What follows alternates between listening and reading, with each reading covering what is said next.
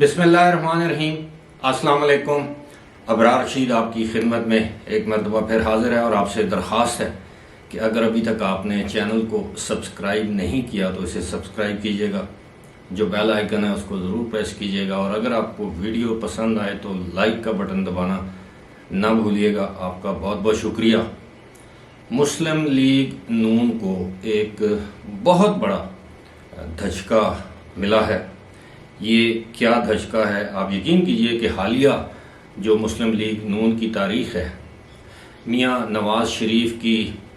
نااہلی وزارت عظمیٰ سے ان کے جانے کے بعد اور ان کی گرفتاری، ان معاملات کے بعد اگر مسلم لیگ نون کو کوئی دھچکا یا جھٹکا پہنچا ہے تو یہ ہے، جس کے بہت سے سیاسی مضمرات ہو سکتے ہیں، نتائج ہو سکتے ہیں آنے والے دنوں میں۔ اس پر بات کریں گے کہ یہ کون سا دھچکا ہے جو کہ مسلم لیگ نون کو پہنچا ہے۔ لیکن اس سے پہلے چودھری پرویز الہی کے گھر پر چھاپا، اور اسی طرح رات گئے، یا آپ یہ سمجھ لیں کہ فجر کے وقت یہ چھاپا مارا گیا۔ کیوں چھاپا مارا گیا؟ اس چھاپے کے دوران کیا برآمدگی ہوئی؟ کیا یہ چھاپا قانونی تھا، غیر قانونی تھا؟ ہم لوگ اکثر یہ کہتے ہیں کہ پاکستان کی سیاست یا سیاسی حالات انپریڈکٹیبل ہیں، یعنی آپ کسی چیز کی پیشن گوئی نہیں کر سکتے۔ کسی وقت کوئی بھی چیز رونما، حادثہ، واقعہ، معاملہ رونما ہو سکتا ہے۔ اور لیکن پاکستان میں یا پاکستان کی جو مروجہ سیاست ہے، اس میں آپ ایک چیز کی پریڈکشن کر سکتے ہیں، پریڈکٹ کر سکتے ہیں،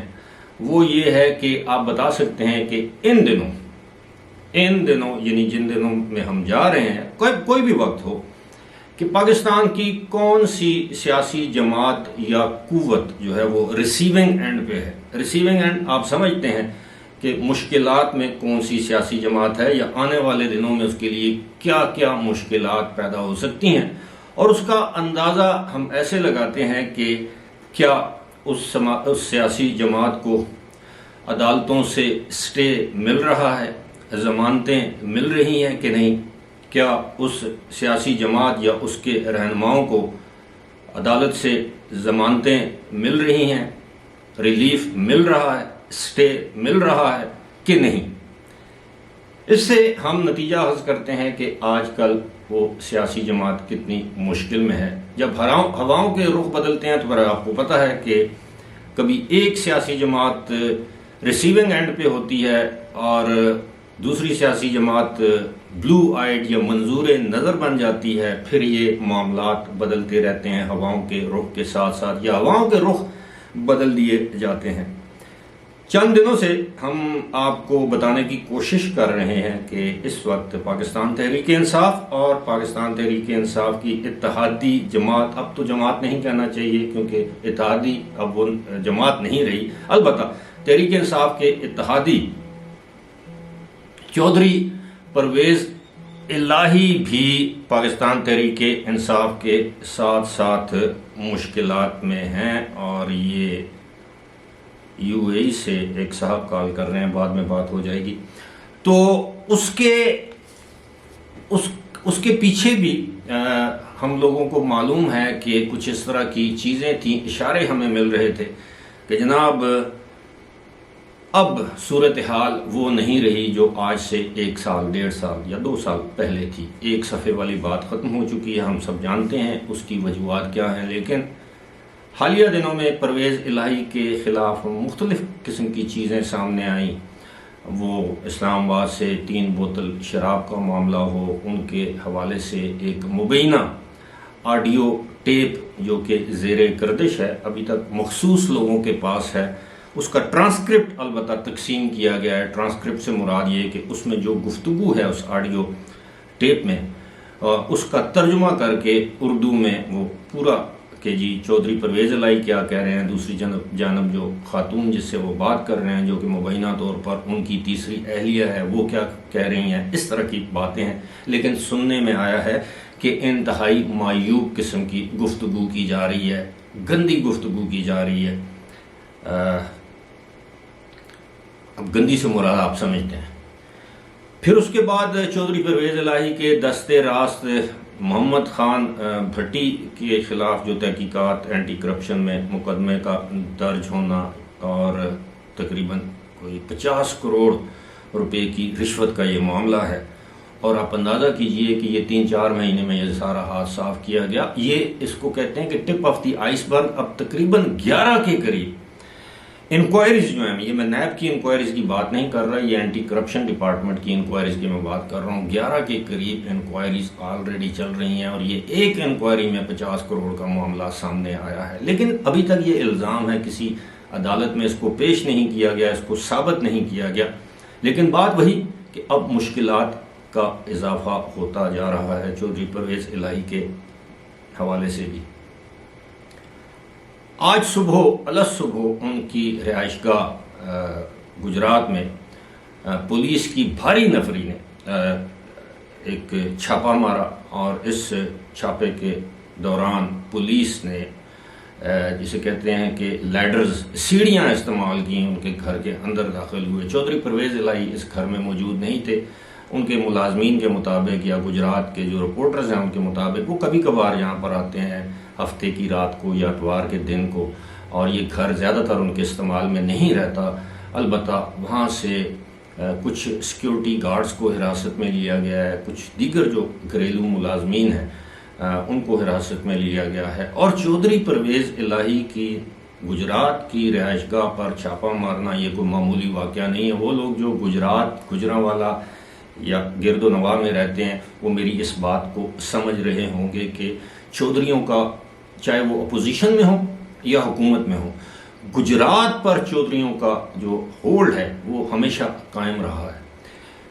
اب صورتحال یہ ہے کہ چودھری پرویز الہی نے اس بات کی تصدیق کی ہے، اور انہوں نے کہا کہ یہ غیر قانونی چھاپا تھا. اس حوالے سے وہ قانونی چارہ جوئی کریں گے. لیکن بات وہی کہ قانونی چارہ جوئی کیا کریں گے اگر ان کے پاس چھاپا مار پارٹی کے پاس اگر کوئی وارنٹ تھے چھاپا مارنے کے، کسی میجسٹریٹ نے، کسی عدالت نے وہ وارنٹ جاری کیے تھے، تو یہ قانونی چھاپا ہے. لیکن ایک بات سمجھ نہیں آتی کہ اگر چودھری پرویز الہی کی گرفتاری کے لیے چھاپا مارا جانا تھا تو پھر وہ ظاہر ہے جہاں پر موجود تھے، اداروں کو علم ہوگا، لاہور میں تھے یا جہاں بھی تھے. لیکن یہ چھاپا اس لیے مارا گیا، ہمارے ذرائع ہمیں بتاتے ہیں کہ کچھ ال گاٹن منی، غیر قانونی طریقے سے حاصل کی گئی بھاری رقم جو ہے وہ اس گھر میں موجود ہونے کی اطلاع تھی، اور مبینہ طور پر اس رقم کو برآمد کر لیا گیا ہے، اور کسی وقت بھی ظاہر کر دیا جائے گا. یقیناً اس کی ویڈیو بنائی گئی ہوگی، کوئی ثبوت حاصل کیے گئے ہوں گے. اور آپ کو پتہ ہے کہ اکثر اس طرح کی جو 2 نمبر قسم کے ذرائع سے جو حاصل کی جانے والی جو رقم ہے اس کو فوری طور پر بینکوں میں جمع نہیں کروایا جاتا. آپ کو یاد ہوگا ہمارے صوبے کے ایک سابق وزیر اعلیٰ کے سابق سٹاف افسر کہہ لیں یا جو بھی کہہ لیں، سویلین، اور کہتے ہیں کہ جب ان سے رقم برآمد ہوئی تو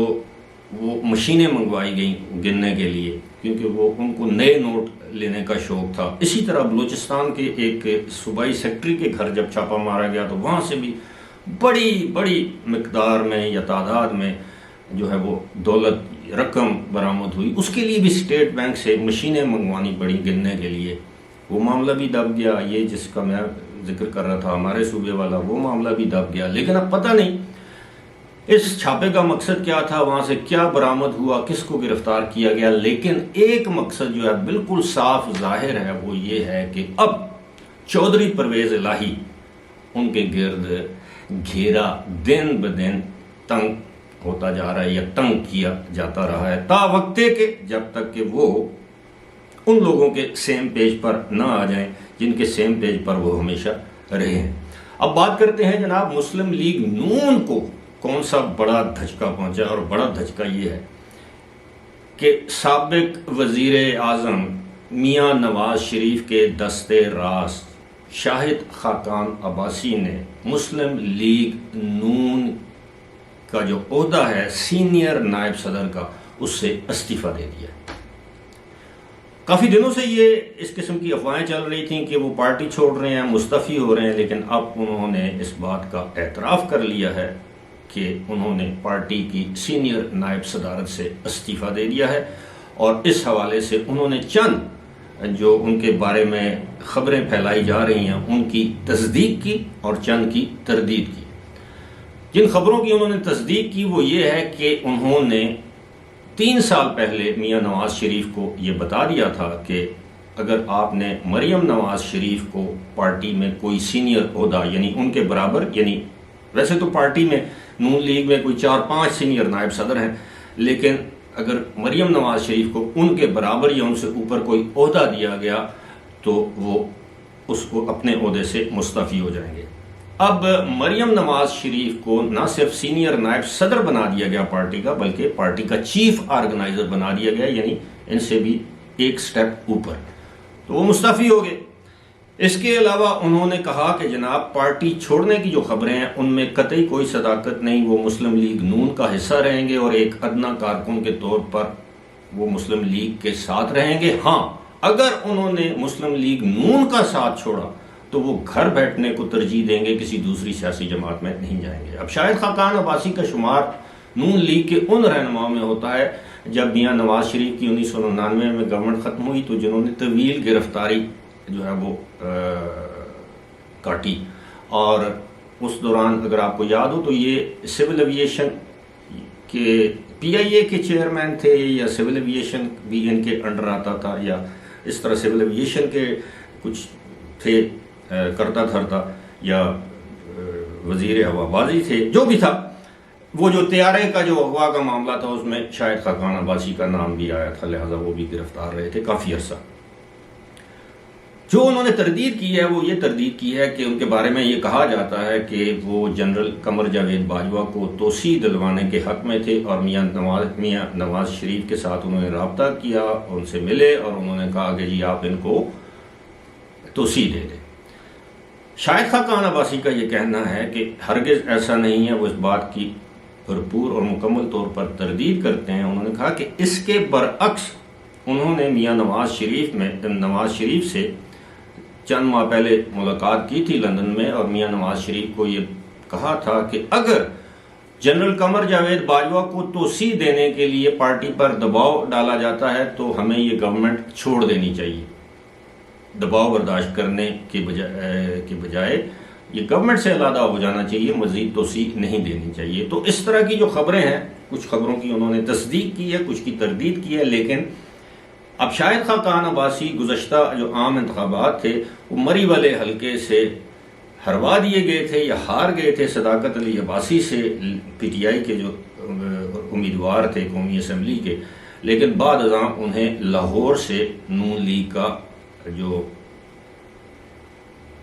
رکن قومی اسمبلی ہے وہ بنوا دیا گیا، یعنی وہاں سے وہ انتخاب جیت گئے تھے۔ اب ظاہر ہے شاہد خاقان عباسی کو مسلم لیگ نون نے کافی عزت بھی دی، وہ پھر وزیر اعظم بھی رہے مسلم لیگ نون کے جب میاں نواز شریف کو نااہل قرار دیا گیا تھا، اور ایک مسلم لیگ نون کے اندر بھی ان کا ایک مخصوص گروپ ہے جس میں کافی ان کی عزت ہے، اور عمومی طور پر مسلم لیگ نون میں ان کی عزت ہے۔ لیکن ایک بات ہے کہ شاہد خاقان عباسی کو ہمیشہ ان کا بندہ سمجھا گیا اور ان کا بندہ یہی سمجھا جاتا ہے، ان سے مراد آپ سمجھتے ہیں۔ تو اب صورتحال یہ ہے کہ مریم نواز شریف کی پارٹی میں ایلیویشن کے بعد پارٹی کے اندر جو ہے وہ گروپنگ وہ واضح ہو رہی ہے، کھل کر سامنے آ رہی ہے، اور جس کا نقصان الیکشنز جب بھی ہوں گے اس کا نقصان مسلم لیگ نون کو ہوگا، چاہے وہ پنجاب ہو یا خیبر پختونخوا ہو، اور اس کا جو فائدہ ہے ڈائریکٹلی اور انڈائریکٹلی وہ پاکستان تحریک انصاف اور پاکستان پیپلز پارٹی کو ہوگا۔ فی الحال اسی کے ساتھ مجھے دیجیے اجازت، خدا حافظ۔